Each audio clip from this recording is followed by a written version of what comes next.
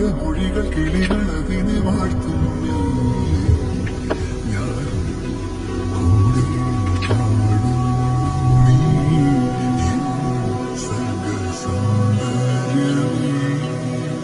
അവിടെയുള്ള ആൽത്തറയുടെ ചുവട്ടിൽ തന്റെ പെണ്ണിനെ കാണാൻ വേണ്ടി കാത്തു നിൽക്കുകയാണ് അവൻ.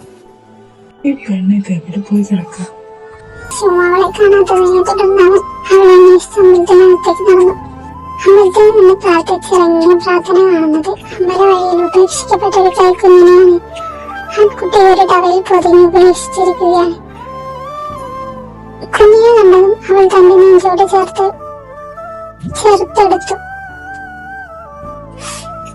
അവളെടുത്ത് ആ കുഞ്ഞ് കരയാൻ തുടങ്ങി.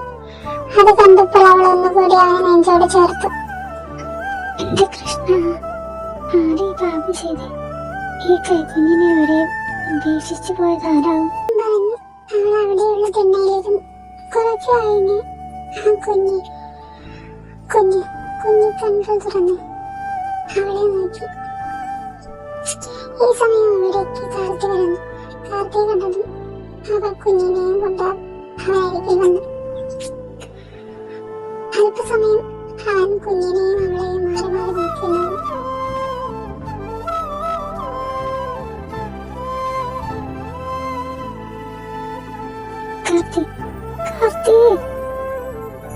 അവൾ അവനെ വിളിച്ചു.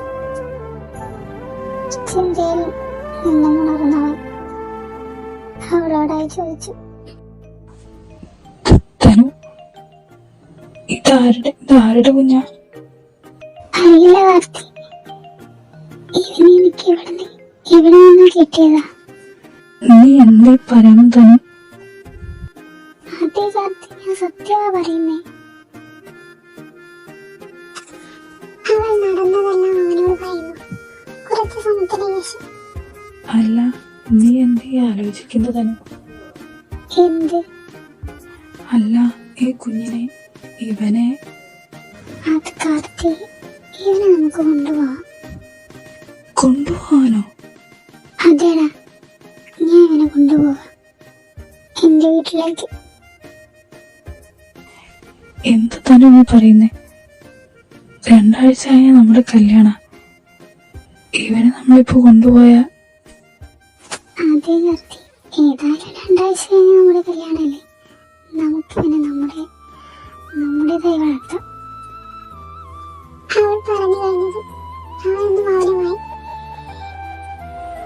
പിന്നീട് അവനത് സമ്മതിക്കുകയും ചെയ്തു. കാരണം ഈ ചുരുങ്ങിയ സമയത്തിനുള്ളിൽ തന്നെ ആ കുഞ്ഞ് അവർക്ക് പ്രിയപ്പെട്ടതായി മാറിയിരുന്നു. അങ്ങനെ അവർ അവനെയും കൊണ്ട് വീട്ടിലേക്ക് നടന്നു. വീട്ടിലെത്തിയതും ഇരുവരുടെയും പാരന്റ്സ് ആദ്യം എതിർത്തെങ്കിലും പിന്നെ അവർക്ക് സമ്മതിക്കേണ്ടി വന്നു. അങ്ങനെ അവരുടെ വിവാഹത്തിന് ശേഷം അവർ അവന് ഋതുകൃഷ്ണ എന്ന പേര് നൽകി. അവരുടെ മകനായി അവൻ വളർന്നു.